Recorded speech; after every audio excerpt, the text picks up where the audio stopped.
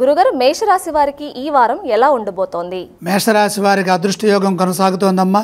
రవి, బుధ, కేతుగ్రహాలు 6వ రాశిలో, 3వ రాశిలో కుజుడు, 2లో గురువు, ఏకాదశంలో శని, 6 గ్రహాలు అనుకూలిస్తున్నాయి. అదృష్ట యోగం కొనసాగుతూనే ఉన్నది. ఏ పని ప్రారంభించినా అందులో త్వరగా కార్యసిద్ధి గోచరిస్తున్నందున సహేతుకమైన లక్ష్య సాధనతో పనిచేయండి. అప్పుడు మీకు విజయం లభిస్తుంది. ఉద్యోగంలో కలిసి వస్తుంది. సంపూర్ణ శుభాలు కలుగుతాయి.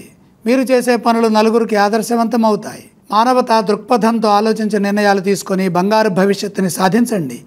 ఆశయ సాధనలో సుస్థిరమైన ఫలితాలు లభిస్తాయి. అధికారుల ప్రశంసలు లభిస్తాయి. గతంలాగిన పనులు ప్రారంభమవుతాయి.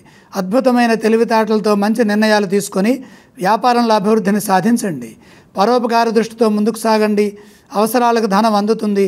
భూగృహ వాహనాది యోగాలు సంపూర్ణమైనటువంటి శుభాన్ని ఇస్తాయి. సమాజంలో గౌరవం లభిస్తుంది. ప్రతిభతో చేసే ఆలోచనలు మేలు చేస్తాయి. గృహంలో శాంతి లభిస్తుంది. కుటుంబ సభ్యులకు మీ నుండి మేలు చేకూరుతుంది. వారాంతంలో మంచి శుభవార్త ఆనందాన్ని ఇస్తుంది. ఈ రాశి వారు ఏ స్తోత్రాన్ని పఠించాలి? మేషరాశి వారు లక్ష్మీ ధ్యానం చేయటం శుభప్రదం. మేషరాశి వారు ఏ ఆలయాన్ని సందర్శిస్తే మంచిది? మేషరాశి వారికి అదృష్ట గ్రహాలు అనుకూలంగా ఉన్నాయి కాబట్టి మహాలక్ష్మి అమ్మవారిని దర్శించండి. ఈ రాశి వారు ఏ విధానం చేస్తే శుభప్రదం అంటారు? దానాలు అవసరం లేదు.